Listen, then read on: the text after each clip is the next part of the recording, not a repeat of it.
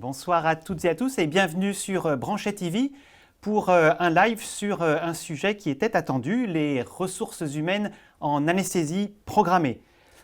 C'est une programmation un peu exceptionnelle parce qu'il fallait finalement coller à l'actualité. Ces recommandations sont sorties tout juste fin d'année 2024 et donc nous avons choisi ce soir de vous les présenter avec les auteurs du texte. Pierre Albaladejo, qui est ancien président de l'ASFAR, qui est anesthésiste réanimateur au CHU à Grenoble et qui n'est pas sur le plateau mais qui est en duplex avec nous en visio. Bonsoir Pierre. Bonsoir. Frédéric Le Sachet, qui est anesthésiste réanimateur à la clinique Drouot à Paris et qui est membre du bureau de l'ASFAR. Salut, bonsoir Mathieu. Et donc on a bien respecté la parité public-privé. Et puis également avec nous sur le plateau, maître Philippe Cohen, qui est avocat spécialisé en droit de la santé au cabinet Aubert et qui suit depuis longtemps l'évolution des pratiques sur le sujet. Bonsoir. Alors comme pour tous nos lives, nous sommes très heureux que vous puissiez interpeller les orateurs ou partager votre expérience avec le chat qui est à votre disposition. Nous savons bien que c'est un sujet qui est un peu controversé et je vous remercie d'avance de la courtoisie dont vous saurez faire preuve dans nos échanges. Et je me permettrai de relayer vos questions, alors peut-être en les triant un peu pour les placer au moment le plus opportun. Vous êtes près de 300 inscrits ce soir. Pour l'organisation et le programme un petit peu de la soirée, on a choisi de faire un découpage didactique en 4 grands thèmes.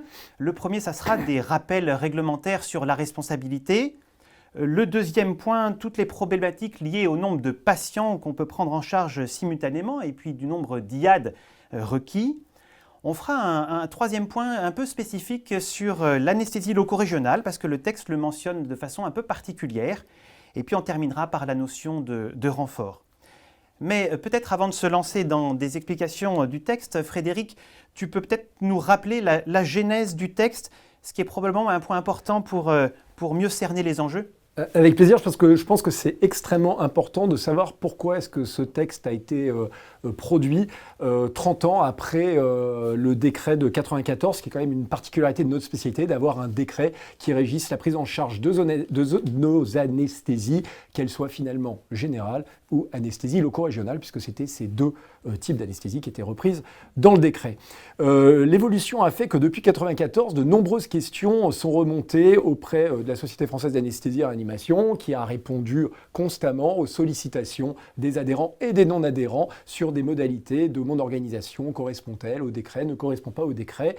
Tant et si bien qu'en autour de 2022, président du CNP, donc du Collège national professionnel de la spécialité anesthésie et réanimation, médecine préopératoire, a décidé de saisir l'ASFAR pour conduire une réflexion autour des ressources humaines médicales en anesthésie et savoir quelles étaient un peu les réponses de façon unanime qu'on allait pouvoir apporter aux personnes qui nous demandaient quelle doit être l'organisation de la spécialité au bloc opératoire.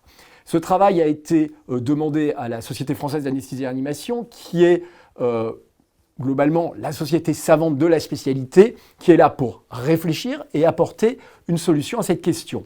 Et pour ce faire, elle a réuni autour de la table des médecins de toute obédience. Il y avait des médecins libéraux, dont le président du SNARF, qui fait partie également du CNP.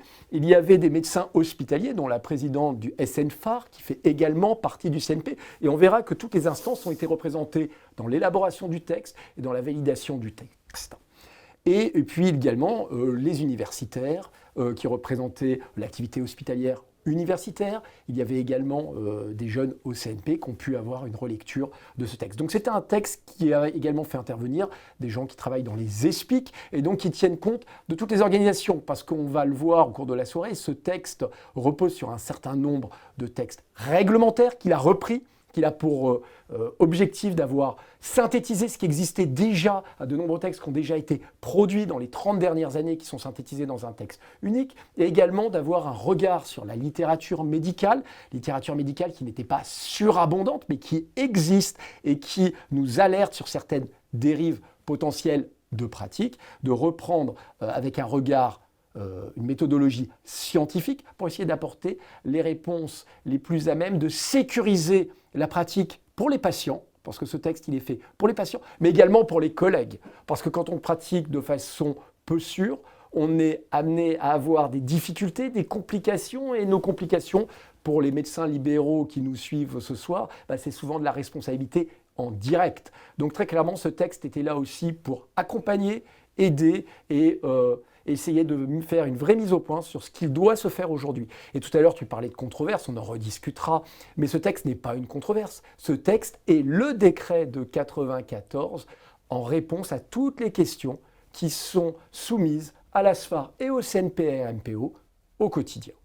Donc c'est un texte qui a mûri depuis longtemps et qui a fait l'objet, j'imagine, de multiples allers-retours pour être validé de façon consensuelle. Tout à fait. Ce texte, il a d'abord reposé sur des experts, donc avec la méthodologie, on va dire une approche un peu scientifique, puis il a été proposé au conseil d'administration large de l'ASFAR, conseil d'administration qui là aussi est assez représentatif de la spécialité, 11 médecins libéraux, des médecins hospitaliers, des universitaires. Ce n'est pas un texte d'universitaires qui aurait décidé pour les autres, c'est un texte collectif qui reprend l'existant. Et donc ce texte a été voté à l'unanimité, avec une méthode gras d'une échelle de 1 à 7, où on était en désaccord profond, on était en désaccord complet. Et bien, sur toutes les questions qui vont être proposées ce soir, il y avait un accord extrêmement fort de la totalité des membres votants, c'est-à-dire de tous les membres du conseil d'administration.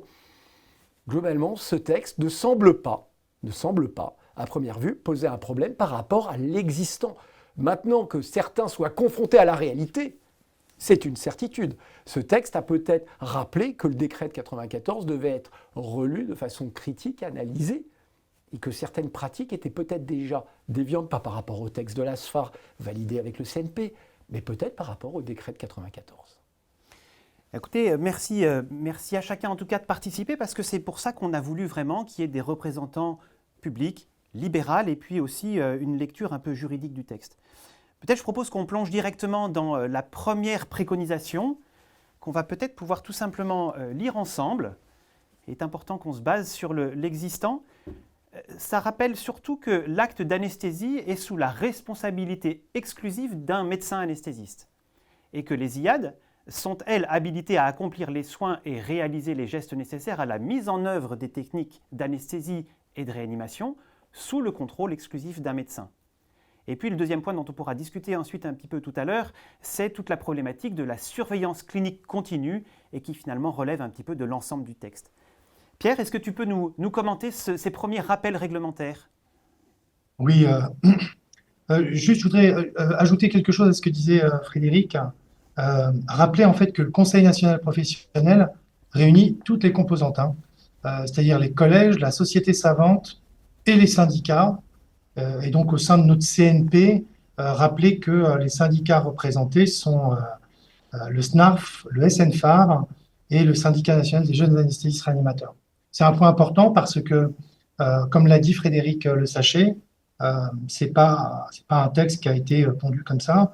Et d'autre part, ajouter aussi que il était nécessaire d'écrire noir sur blanc les ressources humaines médicales, à un moment où justement on peut avoir des modifications des différentes professions soignantes, en particulier à l'hôpital, et qu'il était important de réunir dans le texte les fondamentaux, donc comme tu l'as dit, tout ce qui est réglementaire, mais aussi des ajouts qui ont pu se produire depuis 1994. Ici, sur cette plaque que tu montres, Mathieu, il y a 3 des 4 recommandations. La troisième qui manque, en fait, c'est simplement poser la question de la présence des docteurs juniors. Donc, ça concerne plus, effectivement, les hôpitaux universitaires ou périphériques ayant des internes. Il y a aussi un autre point qui est important, c'est que ce texte, il n'est pas uniquement à viser des anesthésistes réanimateurs libéraux qui travaillent dans un établissement libéral. Les problématiques se posent dans tous les hôpitaux publics. Et c'est un texte aussi qui rappelle aux établissements quelle est la règle concernant les ressources humaines pour l'anesthésie. Parce que nous avons des pressions par les directions d'établissement pour modifier ces règles-là. Donc il était important de rassembler tout ça, et on va le voir, on va le voir en particulier sur la deuxième et la troisième question, que c'était important de de rappeler, de rassembler l'ensemble des données. Donc, pour ce qui concerne la question numéro 1, il ne fallait pas réinventer la poudre lorsqu'il a été question de répondre à la question quelle doit être la ressource humaine en personnel soignant pour assurer la sécurité de l'anesthésie pour un acte programmé. Il suffisait de se référer au texte, en fait. Et au début des discussions, on a tenté de réécrire l'histoire et en fait, on s'est dit finalement, en fait, c'est un rappel à la réglementation. Simplement un rappel aux données exactes du décret de 94. Voilà. Donc, pour moi, la première question ne doit pas poser, sauf si tu nous dis que dans le chat, il y a des questions concernant cette question numéro 1. Cette première question ne devrait pas poser de problème, en tout cas en ce qui nous concerne. Non, je n'ai pas l'impression que ça pose beaucoup de questions. On reverra peut-être, vous êtes certains à insister, mais peut-être on peut y venir tout de suite, sur la façon d'avoir élaboré les recommandations, notamment en termes de méthodologie. Il y a certains qui trouvent que les études utilisées sont finalement anciennes. Est-ce que vous pouvez nous en dire un petit peu plus ? Peut-être, si je peux répondre à cette question. Au départ, lorsqu'on écrit un référentiel, on se pose la question s'il s'agira d'un référentiel formalisé d'experts ou d'une recommandation pour la pratique professionnelle. La RFE doit se baser sur la littérature. Et lorsqu'il n'y a pas de littérature et que ça concerne des problématiques organisationnelles pour lesquelles il peut y avoir de la littérature, eh bien à ce moment-là, on utilise une méthode qui va consister à se mettre d'accord sur un certain nombre de recommandations, de préconisations. C'est la raison pour laquelle toutes les préconisations commencent par les experts suggèrent ou les experts suggèrent de ne pas faire. On a commencé par la méthode grade et on s'est aperçu qu'on ne pouvait pas grader ou qu'il existait trop peu de littérature pour grader. Parce qu'il existe de la littérature, on va le voir, qui justifie les ratios en particulier, un médecin anesthésiste réanimateur pour 2 sites d'anesthésie. Et donc, à partir du moment où on ne peut pas grader spécifiquement, à ce moment-là, on va utiliser des méthodes de type Delphi, d'experts, pour pouvoir grader les différents textes. J'espère qu'on répond à ceux qui se posent des questions sur la méthodologie. Je me disais, Philippe, que toi, c'est vrai que tu suis cette histoire de un médecin, 2 salles depuis 1994, tu as réécrit dessus. Est-ce que finalement, tu as l'impression que ce texte apporte une réponse ou pour toi, il y a quelque chose de différent par rapport à 1994 sur la responsabilité, notamment?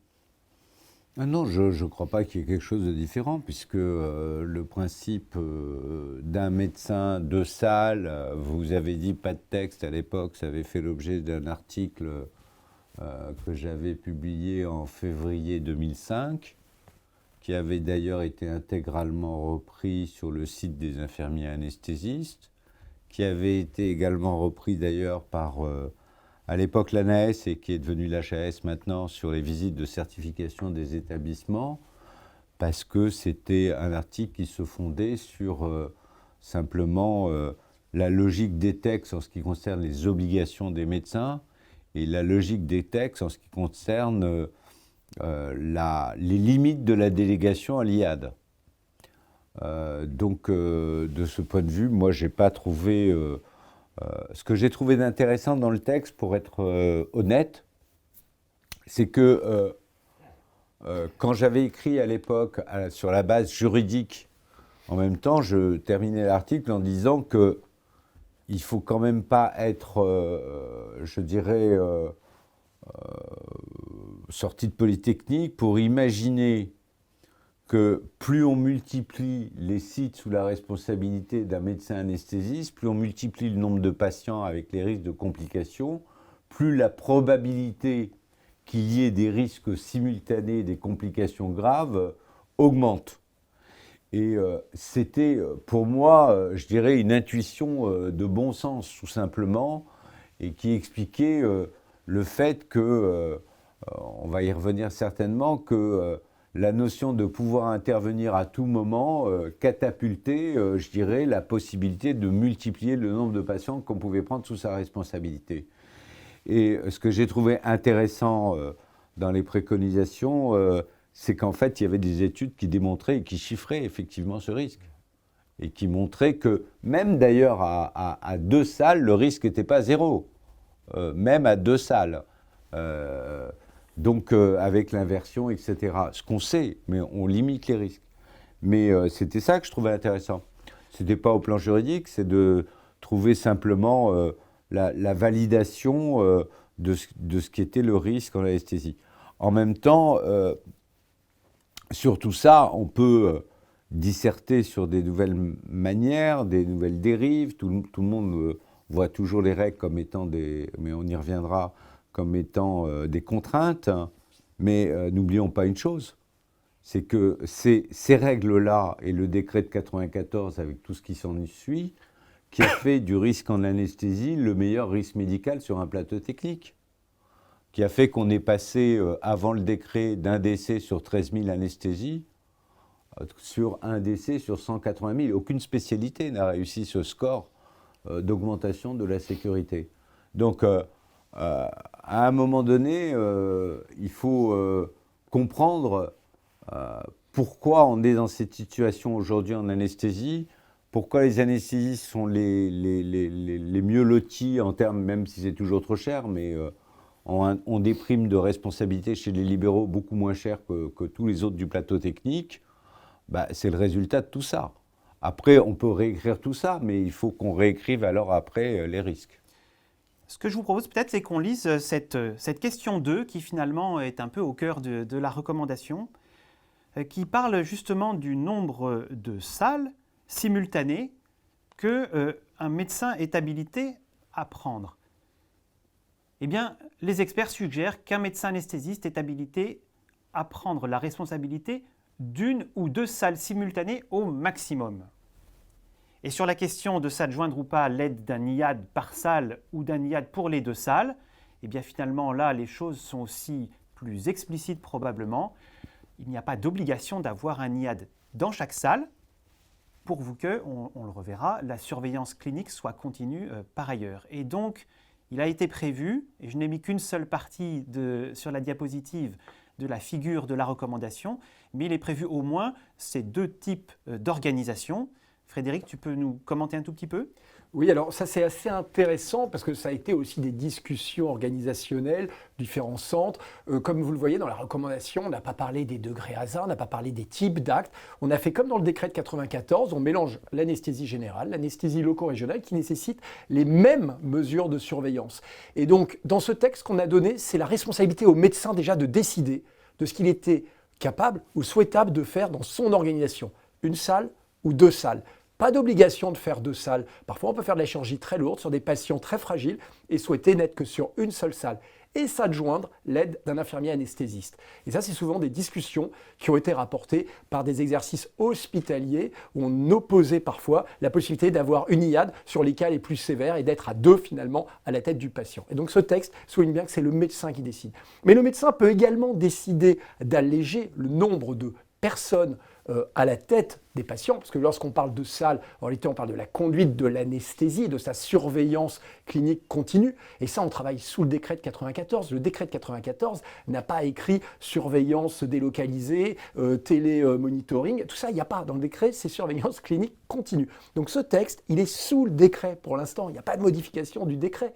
Aujourd'hui, ce texte, c'est la reprise du décret. Et donc, on a mis noir sur blanc des questions qui étaient souvent remontées. Est-ce qu'un IAD peut être dans une salle, moi dans l'autre? Comment ça se passe? Est-ce qu'on peut switcher? Tous ces textes existaient déjà. On les a intégrés dans ce texte final pour permettre à tous ceux qui se posaient la question d'avoir la réponse à un seul endroit. Oui, on peut travailler sur une seule salle, on peut être tout seul sur une salle, on peut aussi prendre 2 salles et avoir un IAD dans la 2e salle. Ça ne pose pas de problème et ça a été validé à l'unanimité des membres du conseil d'administration de l'ASFAR. Donc c'est quand même assez intéressant. Alors certains auraient voulu qu'on fasse 3 salles, 4 salles, 5 salles. Peut-être. Mais quand on avait fait un sondage il y a maintenant 18 mois, lorsqu'on a fait ce travail préparatoire et qu'on a sollicité, on a eu à peu près un millier de réponses, on était sur même pas 5% de praticiens qui disaient travailler sur 3 salles et de façon discontinue. Ce n'était pas tous les jours de la semaine, ce n'était pas systématique. Alors peut-être qu'on n'a probablement pas eu tout le monde, c'était des sondages qui étaient sur les réseaux sociaux, donc ce n'est pas avec une méthodologie extrêmement robuste. Mais clairement, ce n'est pas la majorité des praticiens qui sont sur plus que 2 salles. Et très clairement, on alerte sur un risque important. Maître Cohen le soulignait aussi. Il y a un risque. Quand on augmente le nombre de salles, on est hors décret parce qu'on ne pourra plus intervenir immédiatement, on ne pourra plus assurer le niveau de sécurité maximal. Et ce texte ne fait pas de distinction entre anesthésie loco-régionale, périphérique, centrale ou anesthésie générale. Alors c'est sûr que dans le chat, si vous saviez, il y a quantité de médecins qui nous décrivent leur activité. Beaucoup nous disent, mais pourquoi un médecin, 3 IAD, 3 salles finalement, le texte s'y oppose. Pierre aussi, on ne t'oublie pas. On va mettre les pieds dans le plat alors, à ce moment-là. Il y a 4 ans, on a commencé à discuter la possibilité de travailler avec des infirmiers anesthésistes en pratique avancée.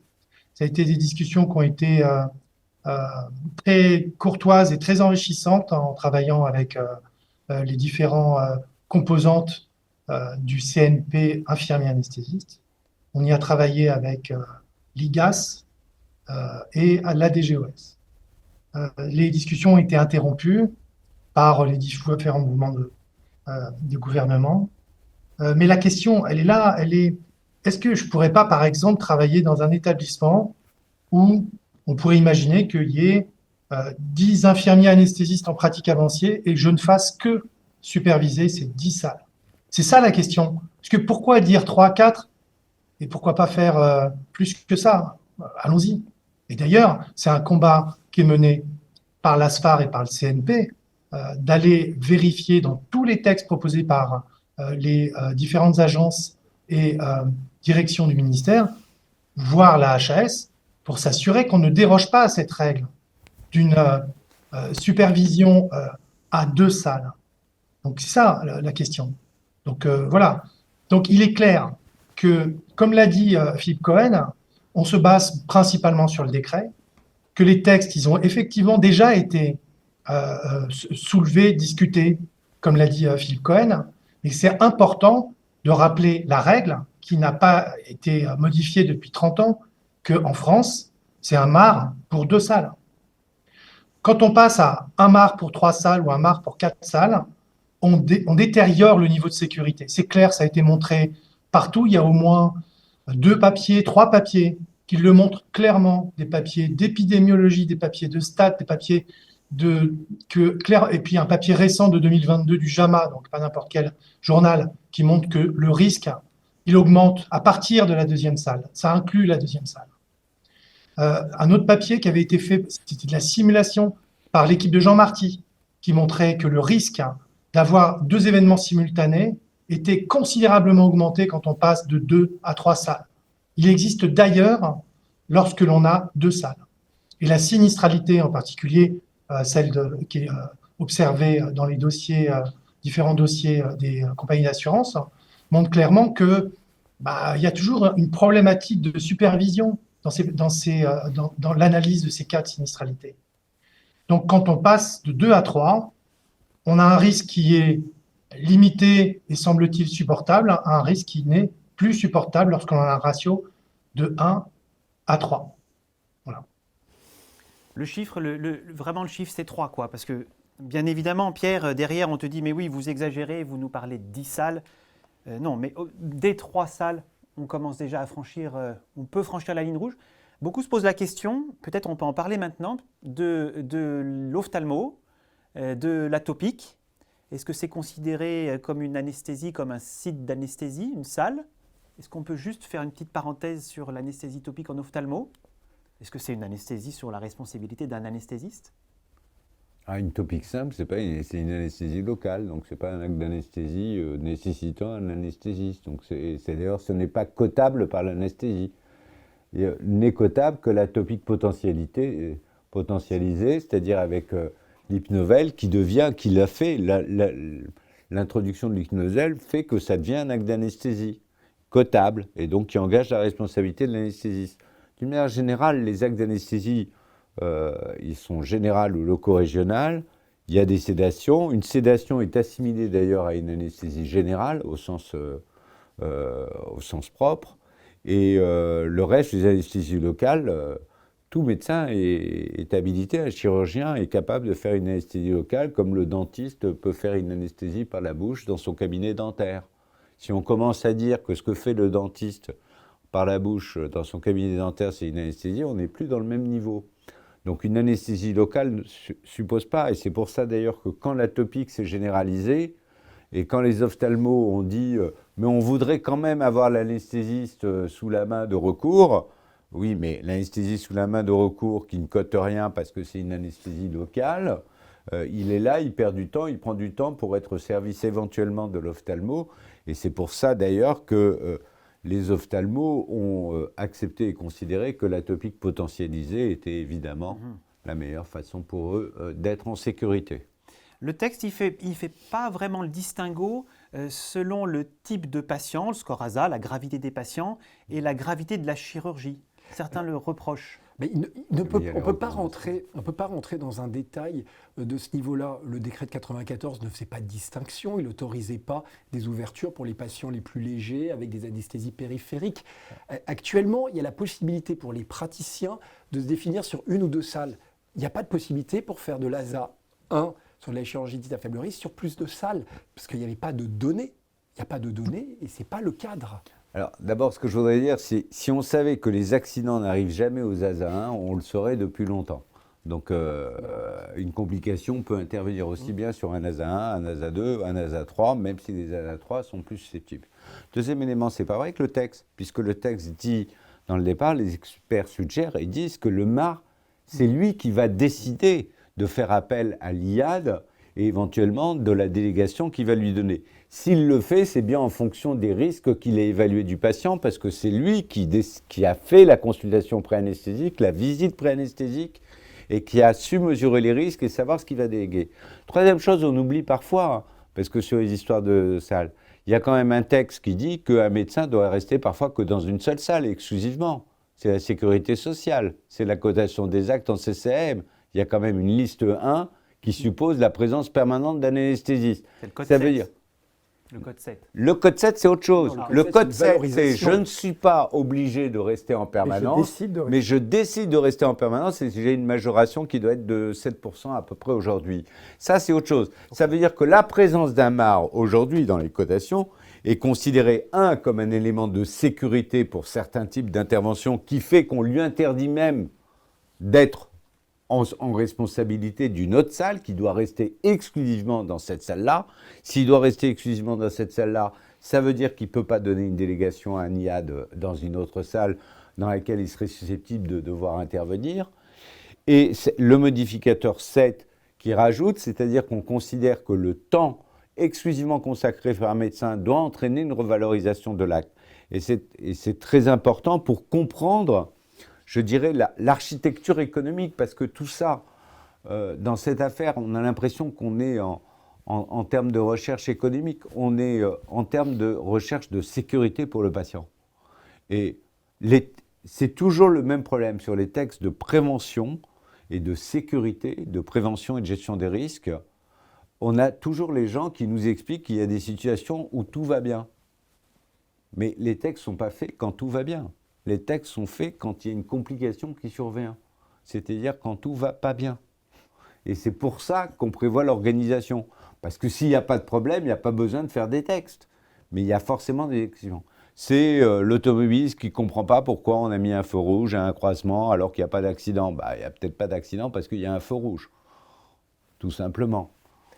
Mais après, on se rend aussi compte que dans la littérature qu'on a retrouvée, tous ceux qui décrivent leurs organisations n'ont pas participé finalement à publier des larges séries montrant qu'il y avait moins de sinistralité. Donc on est un peu gêné parce que parfois, comme disait Maître Cohen, il y a une sinistralité, elle est extrêmement faible, mais elle devrait être attendue à 0. Et pourtant, elle existe. Des sédations qui ont pu être faites, le médecin qui sort, le patient qui se complique. Il y a quand même des événements sur des situations où on devrait tendre à 0. Donc c'est parfaitement juste de dire qu'il n'y a pas zéro événement.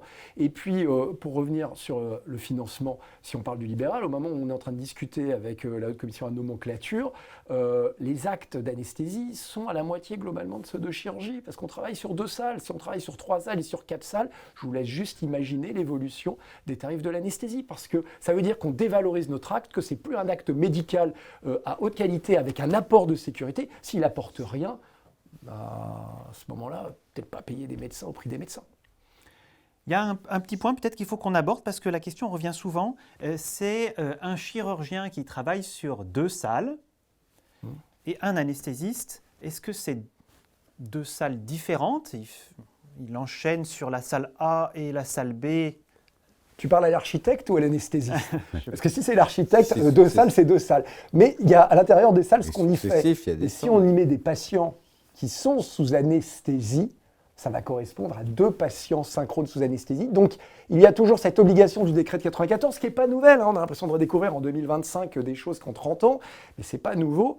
Il y a cette obligation de faire une surveillance clinique continue. Donc, si vous êtes dans une salle avec un patient sous anesthésie générale, vous installez le 2e dans la salle d'à côté, il va bien falloir qu'il y ait un professionnel de l'anesthésie qui fasse cette surveillance clinique continue. C'est ça. Donc, Sauf si c'est des ALR. Alors les ALR, on va prendre vraiment le temps d'en parler parce que... Oui. Mais je sais qu'il y a beaucoup de questions sur les ALR. On va prendre le temps d'en parler parce qu'il y a une petite nouveauté.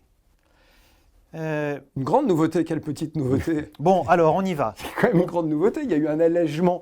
Parce qu'on regarde les choses en se disant tout est figé, mais rien n'est figé, il y a eu des ouvertures. Allons à l'ALR et éventuellement on reviendra sur c'est la recommandation 2.4. Non, 2.3.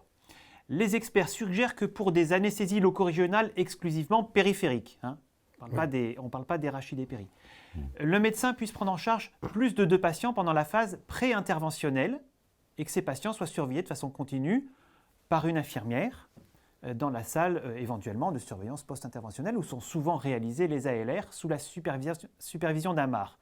Donc, est-ce qu'on peut repréciser finalement la nouveauté ?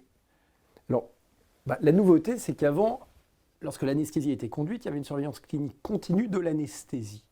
Et là, on s'autorise, pour des techniques qui ont évolué, sur lesquelles l'accidentologie a diminué, les techniques d'échographie, de repérage ont évolué, il a été finalement évoqué cette possibilité que lorsque l'on met le patient, non pas dans un sas tout seul, avec personne, qu'on le fait dans une salle équivalente en termes de moyens alloués à une salle de soins post-interventionnelle, donc maintenant qu'on va appeler peut-être salle de soins péri-interventionnelle, que l'on puisse réaliser des anesthésies loco-régionales et laisser le patient, tout en étant immédiatement disponible, à la surveillance d'une infirmière de cette salle qui a été formée à surveiller, puisqu'elle l'est lorsque le patient doit y passer en post-opératoire parce que les délais n'ont pas été suffisants avant de rentrer dans sa chambre. Donc elle a cette expertise à surveiller le patient. Et là, sans limite de nombre. Donc cette possibilité pour un certain nombre de non plus avoir l'impression d'être en dehors des clous lorsqu'ils arrivaient le matin ou en début de vacation et réaliser plusieurs anesthésies loco-régionales. Ils peuvent en réaliser plusieurs, confier leurs patients à l'infirmière de salle de soins péri-interventionnelle, spécialement formés. Et tous les mots sont dans les phrases. Toutes ces phrases, elles ont quand même donné lieu à certaines nuits d'insomnie pour arriver à un accord unanime. C'est unanime le mot de ces votes. Donc, permettre aux médecins d'aller surveiller ces patients en salle et finalement après de revenir durant ces intersalles pour continuer à réaliser ces anesthésies loco-régionales. Et donc essayer de faciliter le système de l'anesthésie loco-régionale. Mais cette règle, elle existait bien avant la sortie du texte, pas en termes de nombre. Là, on a ouvert une porte en autorisant finalement, sans limite, dans le cadre de la salle de réveil, c'est-à-dire une infirmière pour 6 emplacements. Maximum. Ouais. Tu redis bien, Frédéric, parce qu'il faut quand même que le médecin soit disponible à tout moment en cas de complication dans une salle d'opération qui est en cours pour y faire face. Il y a aussi souvent l'organisation du bloc opératoire où le médecin est rarement tout seul, mais ça on en reparlera quand on parlera du renfort. On pourra en reparler sur le renfort, mais évidemment que le médecin qui chapeaute une salle sur laquelle il a un infirmier anesthésiste en charge du cas doit être immédiatement disponible pour venir aider l'infirmier anesthésiste ou se substituer à lui et l'envoyer sur une autre salle dont il avait la surveillance. C'est toute la notion de switch, mais ça on pourra en reparler au renfort ou commencer à l'évoquer. En tout cas, ce qui est quand même clair, c'est qu'on ne peut pas s'extraire d'une salle d'opération où on était en train de surveiller un patient pour aller piquer un bloc dans la salle de surveillance post-interventionnelle et laisser le patient de la salle tout seul. Il faudra de toute façon une surveillance clinique continue par un professionnel de l'anesthésie. Ah bah oui, mais ça c'est une obligation réglementaire, c'est ce qu'a rappelé encore au plan pénal la Cour de cassation, et ça constitue même, du fait que c'est une obligation réglementaire en cas de manquement, une circonstance aggravante au plan pénal. Pour être clair, au lieu d'encourir 3 ans d'emprisonnement, on en encourt 5. Donc c'est ce qu'on appelle une circonstance aggravante pour manquement à une obligation de sécurité prévue par la loi et le règlement. Donc la surveillance clinique continue de l'anesthésie, c'est une obligation réglementaire. Par un professionnel de l'anesthésie, c'est une obligation réglementaire. Alors après, dans les faits, il peut y avoir beaucoup de raisons qui font qu'un anesthésiste peut être amené à surveiller ponctuellement. Des experts anesthésistes le disent, qu'on peut être amené ponctuellement à sortir. Après, la question qui se pose, c'est à quel moment on l'a fait, qui on a averti, qu'est-ce qu'on a donné éventuellement, qu'est-ce qu'on a pu faire comme conseiller, est-ce qu'on avait une infirmière qui était capable de dire, mais il faut que ce soit des interventions exceptionnelles, c'est-à-dire qu'il y ait une urgence qui ait justifié cette sortie, qui peut être d'ailleurs un appel en SSPI également qui justifie cette sortie, mais cette sortie, elle ne doit pas être... elle s'organise, elle suppose de parler, de communiquer et de choisir son moment. Si on sort alors qu'il y a une hypotension en cours, ça c'est sûr que ça ne va pas être bien pris et qu'il y a peu de surveillance. J'essaye. Ou une hypertension aussi d'ailleurs, peu importe. Enfin, Toute bref. instabilité d'état. Bref, toute instabilité d'état. J'essaye de faire le tri dans toutes vos multiples interactions avec le chat. Pour les ALR, la question quand même est posée. Est-ce que ça devient un site d'anesthésie au moment où on est en train de la pratiquer, pas de la surveiller, mais où le médecin est en train de la pratiquer? Ça revient finalement à la surveillance continue de tous les autres patients. Est-ce que la question est claire? Par rapport à l'ouverture qu'a faite le texte, de toute façon, une ALR ne peut être réalisée que par un anesthésiste. On va être clair, ça ne peut pas être un IAD. De toute façon, le médecin a besoin d'être là au moment de la réalisation de l'ALR. Après, ce que permettent les nouvelles préconisations, c'est de distinguer 2 choses. C'est la surveillance de l'ALR avant intervention, pendant intervention et après intervention. Et là, on considère que la surveillance de l'ALR avant intervention, une fois qu'elle a été réalisée par l'anesthésiste, peut être déléguée à une infirmière spécialement formée, l'équivalence de ce qui se passe en SSPI. Puisque en SSPI, la surveillance, si on veut être clair, et d'ailleurs ça renvoie, une anesthésie, on doit la surveiller tout le temps, jusqu'à la fin. Mais on n'a pas pour autant prévu que la surveillance en SSPI jusqu'à la fin de l'anesthésie devait être réalisée avec la présence des médecins anesthésistes, puisqu'on a prévu la salle de surveillance post-interventionnelle et l'infirmière, soit IAD, soit infirmière. Donc on a supervisé la situation d'après l'intervention à la situation d'avant l'intervention pour la LR. Donc oui, au moment où on fait bien des anesthésies, mais la délégation de cette surveillance-là pendant cette période peut être faite à quelqu'un qui n'est pas un IAD, à condition que ce soit spécialement formé. Par contre, l'exclusivité de la surveillance, c'est pendant l'intervention, évidemment. C'est important dans l'organisation, je pense, des anesthésistes, parce qu'on connaît toujours le même problème de ceux qui font un aller-retour. C'est-à-dire qu'il y a un programme, on va faire que des ALR, et on va en salle, et puis on abandonne le patient pour faire la ALR suivante, etc. Là, l'intérêt, c'est de concentrer la réalisation des ALR dans un même moment, et donc de libérer du temps de surveillance médicale péropératoire pour l'anesthésiste. Pierre, pour ne pas te laisser tout seul vraiment à Grenoble, on a quand même des questions, je ne pensais pas que ça allait arriver, mais on va répondre, sur les médecins en formation, les internes. Est-ce qu'un interne est considéré comme un professionnel de l'anesthésie ? Eh bien, le texte est tellement bien fait qu'on a défini en préambule quels étaient les professionnels de l'anesthésie. où il est écrit clairement que le seul interne qui est susceptible de tenir une salle, c'est un docteur junior, c'est-à-dire un 5e année. Et ça, c'est clairement décrit dans différents textes, hein, et en particulier les textes du Collège des enseignants. C'est la 1.3. Les experts rappellent que l'acte d'anesthésie peut être réalisé par un docteur junior anesthésiste réanimateur en autonomie supervisée. Donc après, il y a la description de ce que signifie l'autonomie supervisée, mais on ne va pas rentrer dans ce. Donc oui, un interne peut faire une anesthésie et la superviser, et ça s'appelle un docteur junior. On parle pas mal finalement de formation. Vous parliez là tout à l'heure des infirmières de SSPI, parce que ce sont souvent elles qui s'occupent de surveiller les ALR. On peut imaginer que ça soit une infirmière dans une salle d'ALR dédiée, avec une infirmière qui est formée un peu spécifiquement. Bien sûr. La formation, il n'y a pas de formation universitaire pour ça. Les textes ne verrouillent pas tout et ne ferment pas tout, et heureusement, il va falloir que certains aient un tout petit peu d'imagination pour créer des systèmes.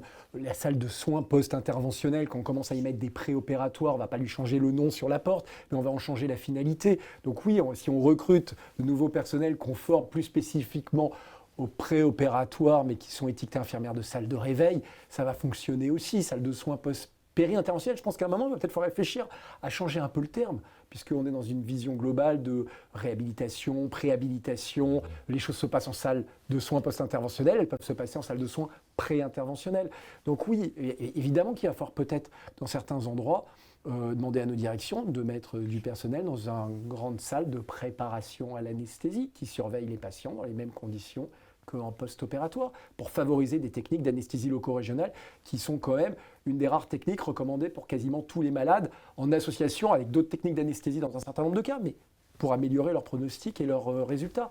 Donc il y a quand même encore des choses à travailler, et ce texte ne ferme absolument rien, et je pense ouvre des portes. Mais il n'ouvre pas plus de portes que le décret de 94. Donc oui, s'il y a des choses qui ne vont peut-être pas, il va falloir réfléchir à des modifications beaucoup plus larges du décret, mais pas du texte qui explique le décret. On va l'expliquer différemment.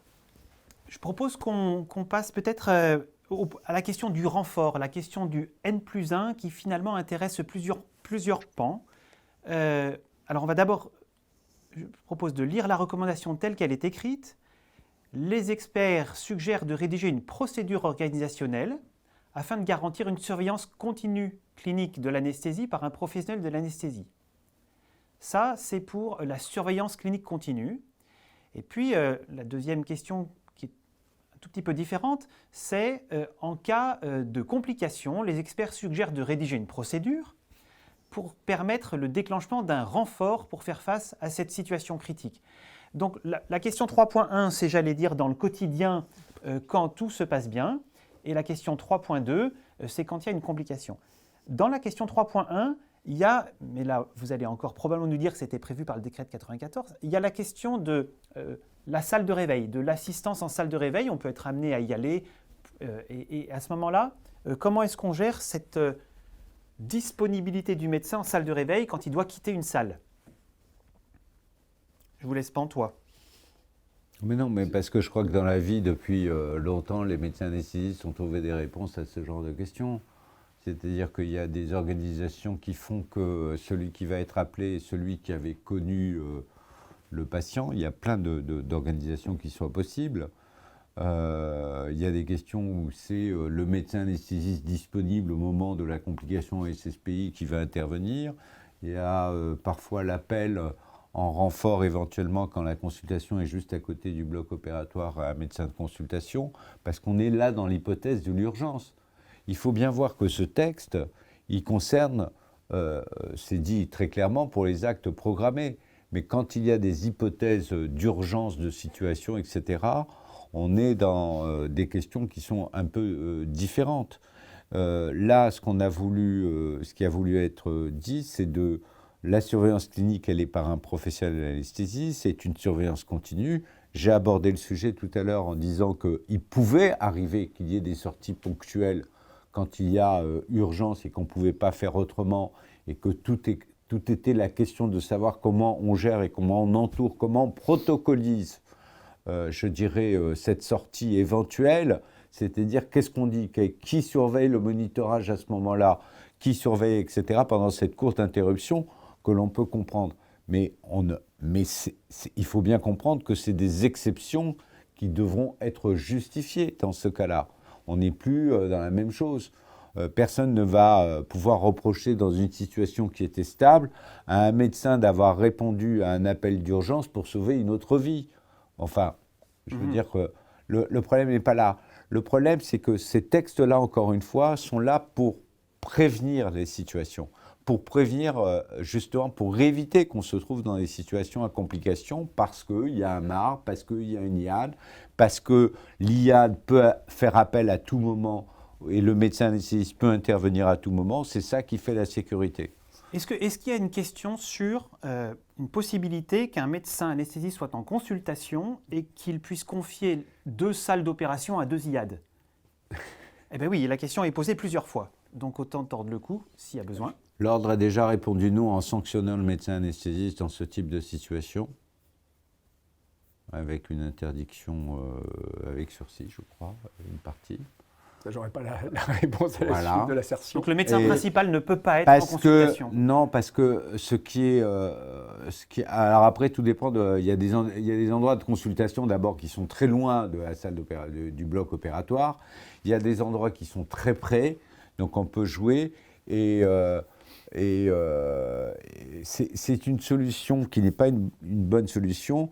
Pourquoi? Parce que la question, c'est à tout moment. Et l'ordre a considéré, mais ça c'est peut-être une mauvaise connaissance, qu'on ne pouvait pas abandonner un patient en consultation à tout moment. Bon, donc on ne pouvait pas s'y rendre. Après, il y avait le problème, on le sait bien, de la stérilisation qui est nécessaire, du temps qu'on perd, etc., quelques minutes. Donc ce n'est pas en termes un mode d'organisation pérenne et non à risque. Ce n'est pas un bon mode d'organisation. Moi, je ne le validerai jamais comme avocat. S'il y a un problème, ce ne sera jamais retenu comme une bonne organisation, il faut être clair. Et il faut être conscient d'une chose dans toutes ces affaires-là. Le problème principal n'est pas le problème des anesthésistes. Le problème principal, c'est celui du patient. D'abord, c'est celui de la sécurité due au patient. Et si les textes ont été pris, c'est pour la sécurité due au patient. En même temps, je dirais juste une chose, c'est que la sécurité du patient, c'est la sérénité du médecin. L'insécurité du patient, c'est l'insécurité pour le médecin.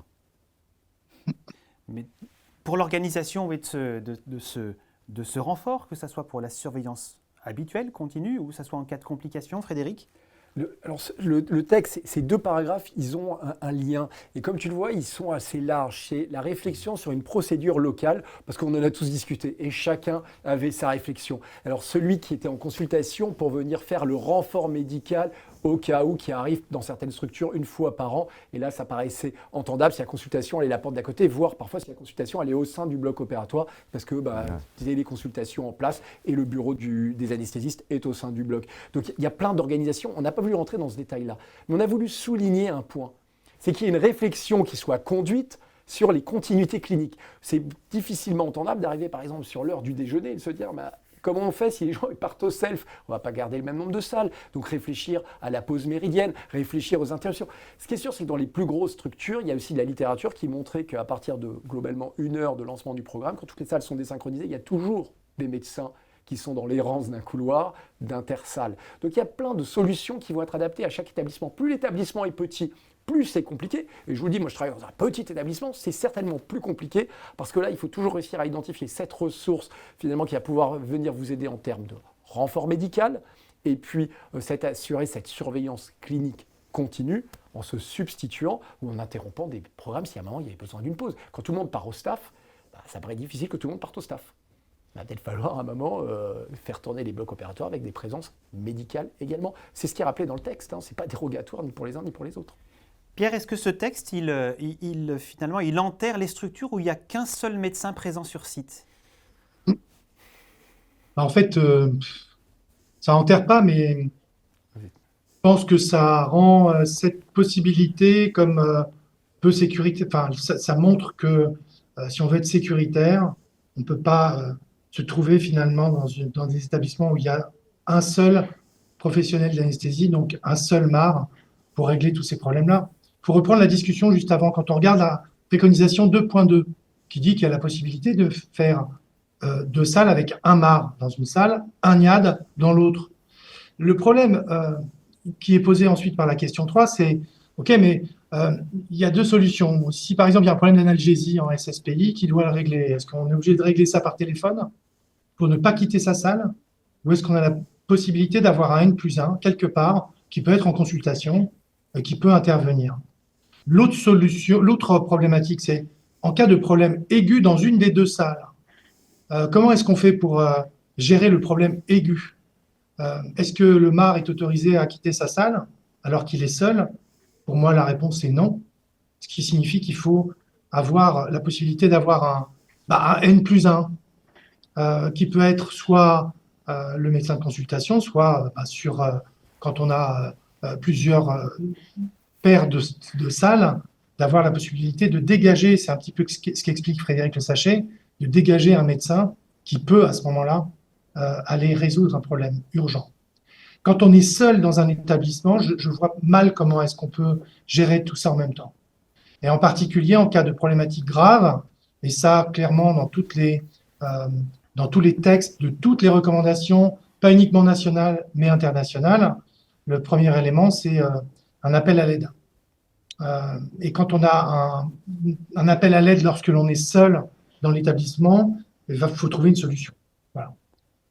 Donc, pour moi, il est absolument nécessaire d'organiser le programme avec des ressources humaines qui incluent un N+1.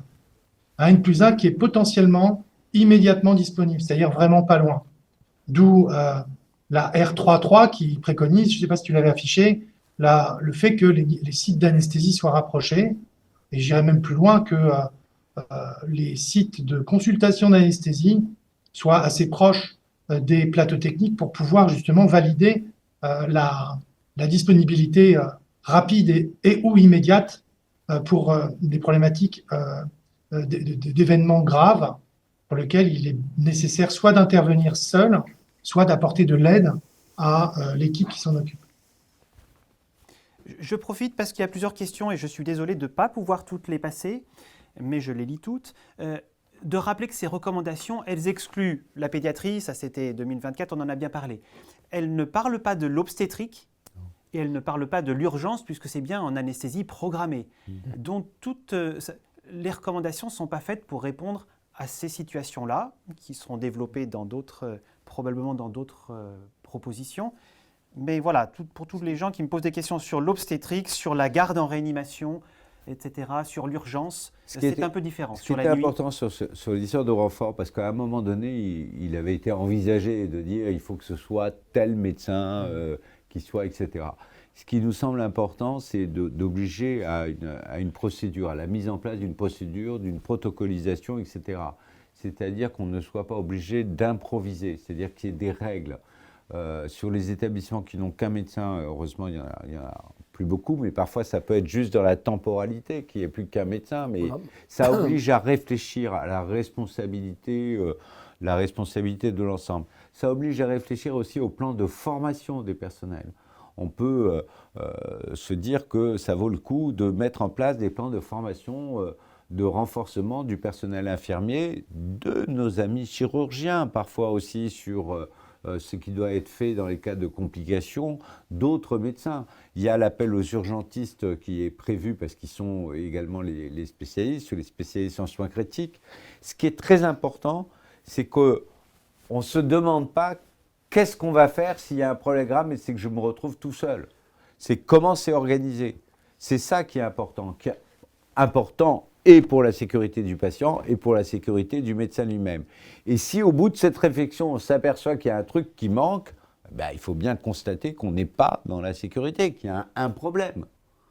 Parce qu'on ne peut pas simplement se cacher les yeux en se disant on espère tous les jours que ça ne surviendra pas. Parce que la règle est qu'à un moment donné, ça survient. C'est comme cela. On peut tous... Tout le monde peut dire je verrai bien, etc., etc. Enfin, comme je dis souvent, c'est Quand on me pose des questions, j'ai l'impression du trapéziste qui vient me demander si je ne mets pas de filet de sécurité en dessous et que je fais du trapèze, qu'est-ce que vous en pensez? Et moi, je lui réponds, ça va faire mal quand vous tombez. Exactement, la question qui est posée, c'est et si jamais on n'est pas dans les clous de ces préconisations, alors une question d'abord, on peut répondre de façon un peu décalée, mais est-ce qu'on reste toujours assuré par notre assureur? Mais deuxièmement, qu'est-ce qu'on risque à ne pas être dans les clous? Est-ce qu'on reste assuré? Bien sûr qu'on reste assuré, etc. Le problème, ce n'est pas de rester assuré. Le problème, c'est de le rester à quel prix? Je vais vous dire, moi, dans le binôme médecin-anesthésiste IAD, j'ai, moi, une terreur, c'est le binôme gynéco-sage-femme. Est-ce qu'on veut aller dans une situation où on va de moins en moins voir le médecin dans les salles d'opération et de plus en plus l'infirmier, comme dans les salles de naissance, on voit principalement les sages-femmes et pas les obstétriciens? Est-ce que si on fait ça, si on veut aller vers l'autonomie, on va arriver à quoi? Est-ce qu'on veut que les infirmiers ne soient plus des professions paramédicales, mais soient des professions purement médicales, ce qu'elles espèrent par l'histoire de la pratique avancée? Si elles deviennent professions médicales, comme les sages-femmes, c'est des professions médicales. Ça aboutit à quoi? Les des plus grosses primes qui sont payées actuellement, c'est les gynéco-obstétriciens. Ça leur coûte très cher. Ça leur coûte très cher parce que plus on donne d'autonomie à ceux qui travaillent à nos côtés, moins elles sont sous notre responsabilité, plus on a tendance à leur laisser aller au-delà même de leurs compétences. Ce qui arrive souvent pour les sages-femmes. C'est la problématique des obstétriciens. Donc, il faut toujours avoir cette conception-là. C'est-à-dire, oui, on peut prendre des risques. Oui, on pourra toujours être assuré, mais le prix ne sera plus du tout le même. Et pour avoir fait éventuellement des économies, ça a plein d'impacts, cette histoire. L'histoire de le médecin volant, moi je l'ai toujours dit, le médecin volant qui supervise, pour moi c'est le médecin qui a la tentation, qui n'est plus obligé d'être en salle en réalité. C'est un médecin qui perd de la pratique, parce qu'il n'est plus en salle. Et un médecin qui perd de la pratique, c'est un médecin qui devient pas sécure, parce qu'il perd de la pratique. 2, c'est un médecin qui va avoir tendance à s'envoler. Le médecin volant, il a tendance par nature à s'envoler. Et il ne restera plus que les infirmiers. Et on voit bien tout l'impact sur la spécialité que ça représente, que ça peut représenter, parce que c'est très important. À un moment donné où on veut faire baisser, et puis demain on va dire, l'anesthésie loco-régionale, du coup, elle va valoir moins cher que l'anesthésie générale. Donc on va la décoter. Donc on va donner à des IAD et on va avoir le décote de l'acte. On n'aura rien gagné. On n'aura rien gagné. Plus on perd de son utilité et de sa présence effective, plus on perd de sa valeur, moins on gagne au bout du compte. Et au total, moi, ce qui me rassure le plus, comme pour tous les patients, c'est d'être pris en charge par un professionnel de l'anesthésie et de savoir que le médecin anesthésiste, il est là. Merci Philippe. Frédéric, maintenant ton mot de la fin. On approche, même si on pourrait y passer, je pense, à peu près une demi-journée. Ce texte ça aura comme valeur de remettre un peu au centre du jeu le décret de 94 qu'un certain nombre ont pu avoir oublié, avec finalement des habillages de pratiques. On a habillé la mariée pour avoir une impression d'être dans la règle. Alors on peut décider individuellement de transgresser les règles. On le fait probablement tous parfois un petit peu au quotidien, mais à force de transgresser la règle, bien, on risque de se retrouver en face de nos amis avocats et d'avoir aussi des difficultés et de dire finalement vous avez tellement transgressé que vous avez pris des risques et d'ailleurs l'événement qui est arrivé n'est pas si indépendant de votre prise de risque.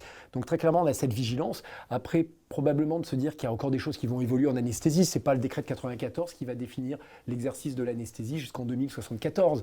Donc il y aura peut-être des évolutions à prévoir, des adaptations, mais il va falloir des données.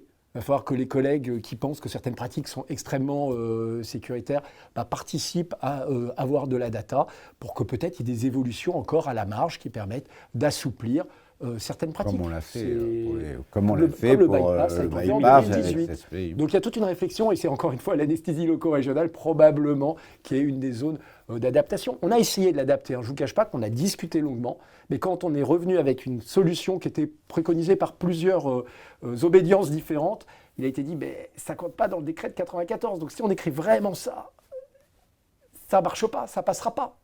Le texte va être complètement caduque. Donc on est revenu à la base, il faut rester. Le travail qui nous a été demandé, c'est dans le décret de 94. Ça n'a pas été de réécrire le décret. Pierre, je te Xavier. propose de conclure notre soirée. Bah, c'est une immense responsabilité. Non, je pense que comment dire, la pratique évolue beaucoup.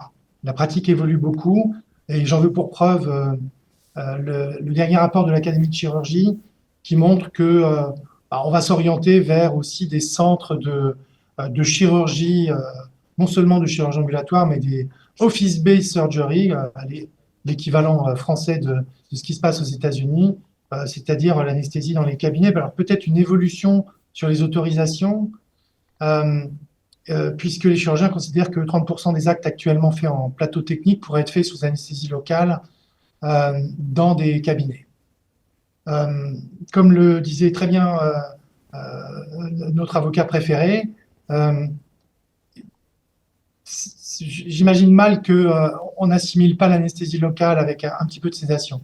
C'est la raison pour laquelle la sédation commence au 10e de milligramme de midazolam. Et donc, je pense que c'était important d'écrire ce texte-là, non pas parce que c'est nouveau, mais parce que c'est le moment où les pratiques évoluent, où les réglementations peuvent évoluer, où il faut marquer notre priorité sur la sécurité du patient. Donc, rappeler les bonnes pratiques organisationnelles. Alors, tout le monde sait très bien que on pourrait faire avec plus de monde. Moi, je pense que simplement, ce que ça montre, c'est que dans les équipes d'anesthésie, il faut avoir une certaine masse critique. Masse critique pour pouvoir travailler en sécurité, travailler dans des conditions de bien-être au travail correctes. Et pour ça, eh ben, il faut essayer de limiter l'éparpillement des soins qui nécessitent de l'anesthésie et de privilégier des plateaux techniques bien organisés, avec des ressources humaines, avec des moyens humains pour pouvoir encadrer la sécurité du patient, la qualité aussi des anesthésies qu'on prodigue, ainsi que notre propre qualité au travail. Et donc, voilà. Donc, est-ce qu'on doit tout déréguler pour faire ce qu'on veut? La réponse, pour moi en tout cas, c'est certainement pas. Et je pense que, pour peu de monde d'ailleurs, c'est la solution. Donc voilà, ce texte-là, simplement, il résume la situation dans laquelle on se trouve actuellement pour proposer une sécurité optimale aux patients dont on a la charge. Et puis une sérénité optimale, comme le préconise Philippe Cohen. Voilà, Mathieu.